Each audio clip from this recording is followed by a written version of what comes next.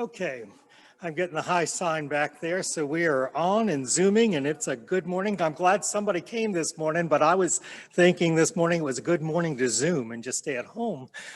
So I'm glad I have somebody out here. Luann is off seeing her daughter. I know she was anxious to get up there to play in the snow, no doubt. And so I am taking her spot today. The reading for today, the storyline is about the visit of the wise men, the Magi. It comes out of Matthew, the second chapter, and I'm just going to read that through. It's Matthew chapter 2. This is verses 1 and 2, and then skipping over to verse 7 through 15. So after Jesus was born in Bethlehem in Judea, during the time of King Herod, Magi came from the east to Jerusalem and asked, "Where is the one who has been born King of the Jews? We saw his star when it rose and have come to worship him." Then Herod called the Magi secretly and found out from them the exact time the star had appeared. He sent them to Bethlehem and said, "Go and search carefully for the child. As soon as you find him, report to me so that I may go and worship him." After they had heard the king, they went on their way, and the star they had seen when it rose went ahead of them until it stopped over the place where the child was. And when they saw the star, they were overjoyed.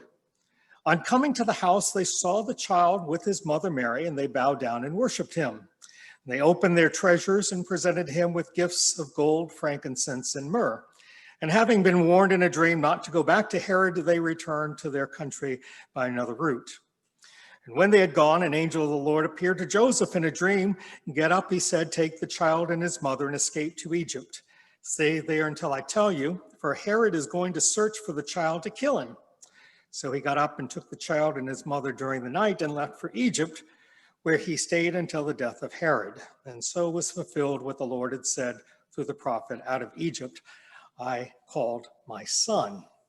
So a very familiar passage, no doubt, from everyone who's here. Every year you've heard this, like the other readings in the last few weeks of the Christmas story. It doesn't change. You can read a different translation. And there are times when I see where I'm reading, but my mind is reading in King James, so I have to slow down a little bit so I read the right word that's there. But it is an important part of the nativity story, or the beginning story of Jesus and God's plan for our salvation. The emphasis, though, on this story is a little different, and I like that it took a little different side of it. It really wants to look at it to ask us about how we worship.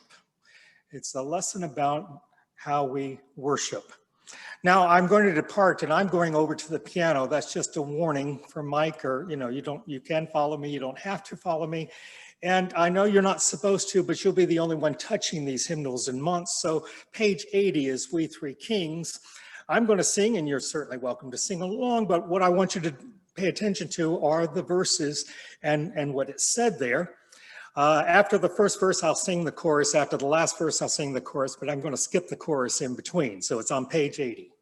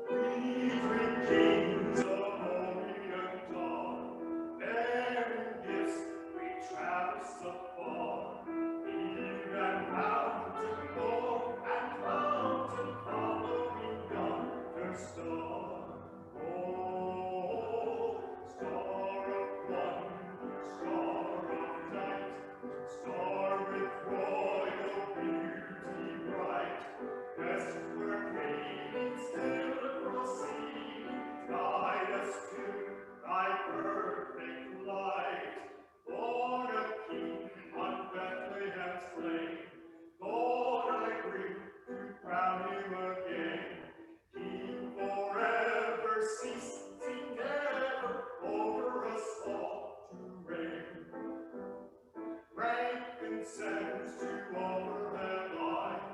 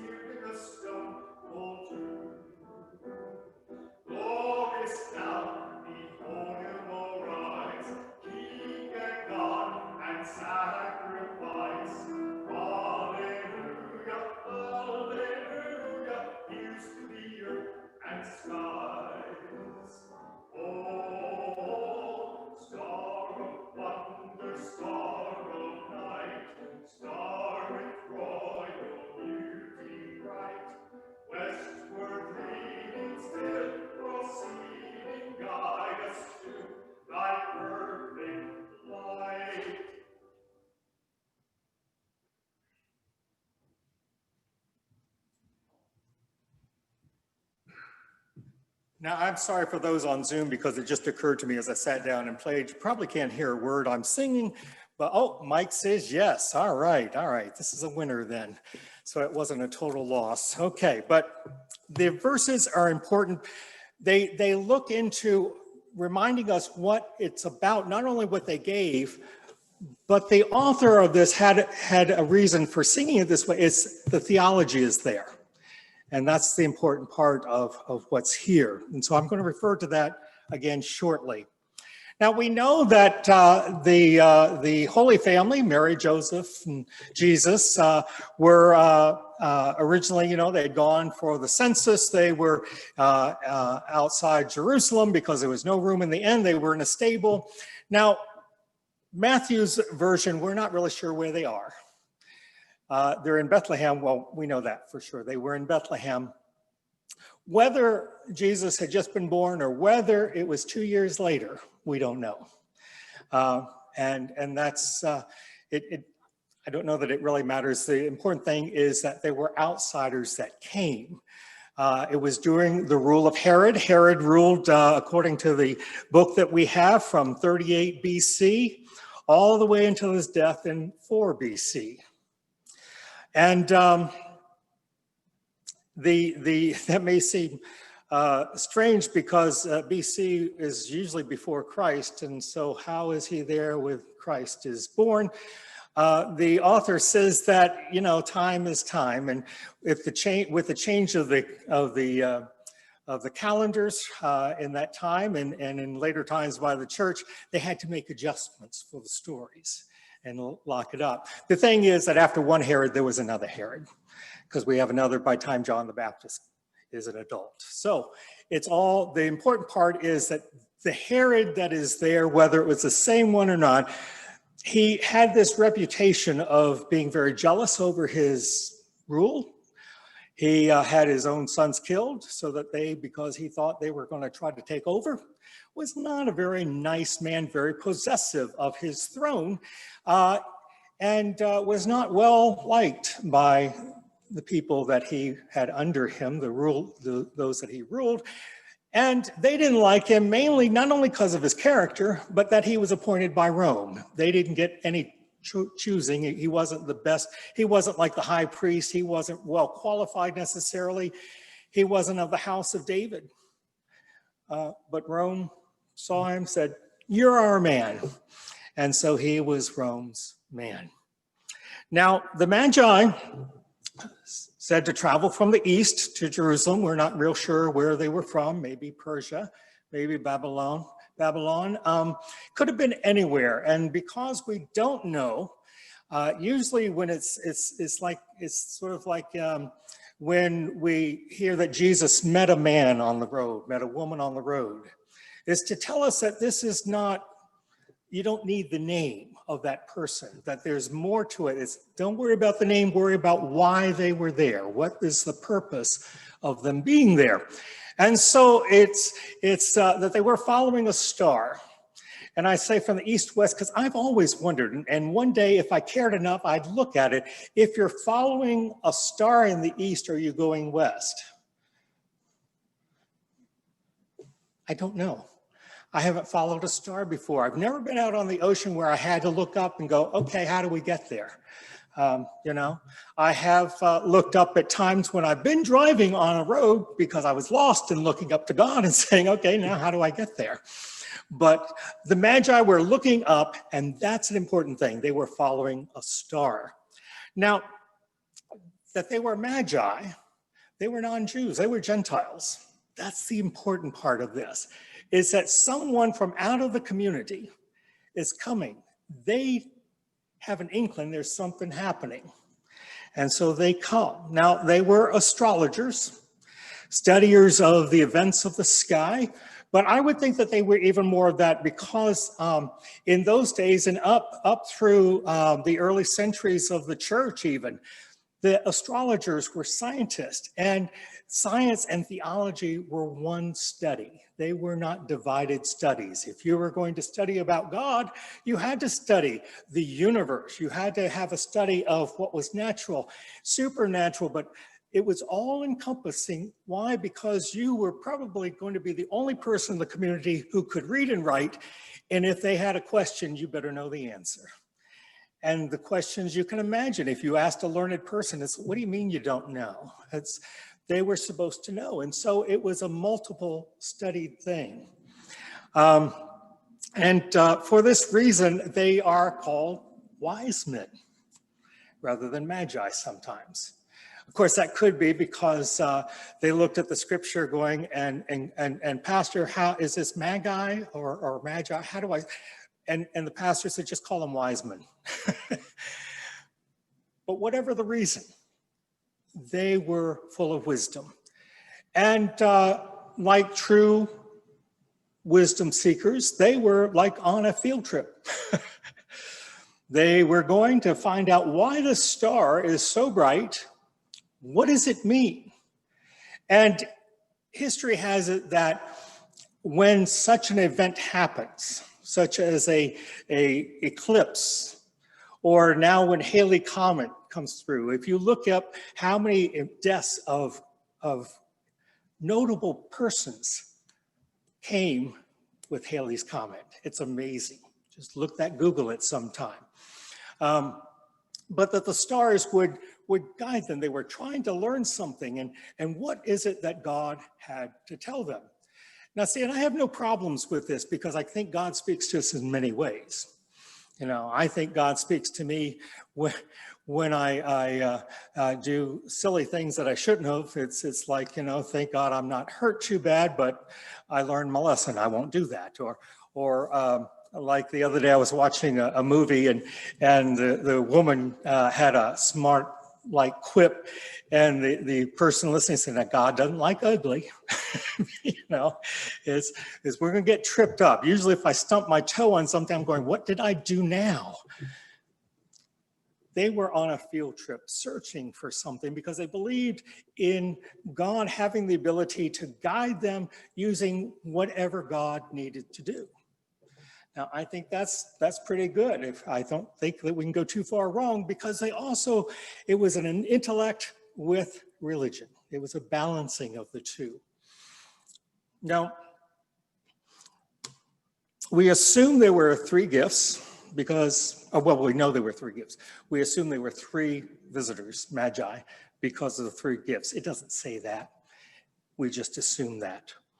And so, let's look back at We Three Kings, because this is all about worship, and that's why they were coming, because if there is an event, they are prepared to offer what they thought would be the sign of a new king.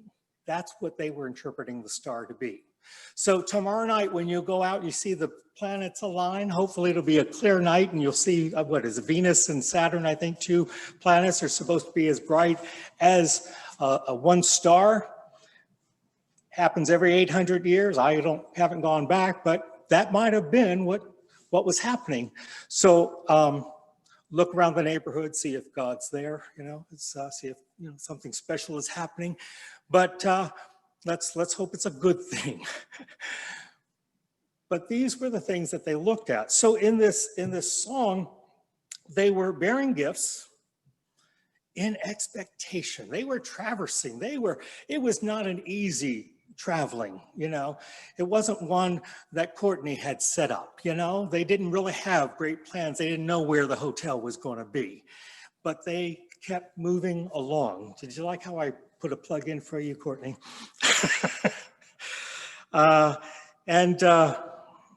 Born a king in Bethlehem's plain, they were looking. They had an object for which they were looking. They wanted to go. And they were going prepared. If they found what they expected to find, they were prepared with gifts. And that's an important thing in this, as we hear in this, what it is to worship. What it is to worship. Because when we think about worship, we think about how we're used to it in traditional ways. And probably all of us have been to some other worship activity, some other church denomination. So you've experienced something different from anywhere from probably the hands raised. And I get that question, do we raise our hands in church high? And I said, only as high as the hymnal allows. So it's about waist high or so. But it doesn't, the glory, the joy, doesn't really depend on whether we kneel before we sit. It doesn't matter if we, what is it, the Episcopals, we stand to sing and kneel to pray is their motto. It can be anyway. In fact, in Surrey County, where I started ministry, one woman stopped coming every first Sunday because it was Communion Sunday. I said, well, why? Is there something wrong? She says, no. In the Methodist Church, you had to kneel at the rail to receive it. And she says, it would take 4 of you to get me up if I ever got down. And so we started standing for communion because that just seemed a silly thing not to, you know, to observe a tradition. She wasn't being any less disrespectful. It was the respect to God was there, is what I'm trying to say. And that's what worship is, bringing our respect, our praise to God. That is what the wise men are revealing. We're going prepared to praise and worship what God has done. Every time we gather, that is what our worship is, whether it's to venerate some special occasion or some event, whether it's to adore, you know, for a christening, or baptism, we have those moments where isn't that an adorable child? Which is why in other churches, as I baptize, I carry them around because the pictures make me look really good. And just the other prayer is don't cry because that makes the picture look really bad. So, but we ascribe worth to God when we take time out. Indeed, in the days before Jesus was born, that was the struggle was, yeah, God is here, but you know, I'm working and temple is for those people over there. And when I need them, that's when I'll go. But often it was just like a distant thing. And the adoration wasn't really there. Yes, God is here. God, we know what God did. We can quote you the stories of all that our parents and grandparents have passed down to us. We know it from left to right or right to left, however the Hebrew is done. And they tried to live it. But it was a distance between God. So what we try, or what I was taught in seminary, that we're supposed to try to be active in our worship, to make it a real opportunity where God is notably present. Some churches do it in various ways. You might have the incense, you could have the prayers, the singing, just the way I don't know, the choir, any number of things add to the worship experience. The other interesting thing that I thought of the lesson that the writer offers is to think about what is the motivation behind worship. What motivates to worship? And so the author says, think about what motivated the Magi. And when they got to Herod, because they went to the palace thinking this would be the logical place, and they said, no, don't know a thing about it. You need to keep going. What does Herod say? And come back this way and let me know so I also can worship. Okay, now they caught on through a dream or however, they caught on there's a difference in worshiping as the Magi and worshiping as Herod. Herod, it was up here. I'm going to see what it looks like. I'm going to go there and see what I need to do about that, how I can fix it to suit me. And the Magi are going, whatever's there, it's going to be a blessing. It's going to be a blessing. Now, I think that's important because I know as a pastor who's been preaching pretty much through the last 37 years or more, that I have preached at least 5 good sermons and maybe others, but it's not an ego thing. It's like some are come better than others do. But I am always grateful that nobody so far has gotten up and walked out on me. It says that no matter what, it's there, but worship is so much more than the spoken word. We have the read word, we have the word that's sung, and we have the word that comes to the pews directly from God with the inspiration. Now, the connections that are all made for me at Christmas is the upward look of things. The Magi are looking up. The shepherds in the field abiding are looking up to the angels. Where do we look in the sanctuary? Up to the cross. That's why we don't want to hide it. It's there. It's to focus us above ourselves, to remember that we're not here. God has something up here for us to attain to and to look up to. I think that's a good symbolism of this story when the Magi are searching. They're searching. And I think no matter how long we have known ourselves to be Christians, we're always in search. You never know what's going to happen from week to week and how God is going to help meet whatever need that is in the challenging times in which we always live in. Now, Herod's motivation is sort of a jealous, a selfish. Will this cost me anything to how I want to be? Do I have to invest in anything? It's really about him. The Herod's advisors, if you want to include them, because they pretty much know who they work for. And it wasn't like this was a complete surprise to them. They were also wise men in their own way. They knew the scriptures. They knew what the prophets had said. They quickly put two and two together when these guys show up and are looking for a king, because they too had seen a star. It would have been possible not to have seen it. They had to have known something was going on, but they knew how it would come across to Herod. And so what was theirs? Well, we'll go check the records and see what we can find, Herod, and then we'll get back to you on this. And why don't you go on, Magi, and we'll catch up with you later. They did not go. They didn't volunteer to worship. They just were out there somewhere. Now, in the world in which we live, isn't this how the world is set?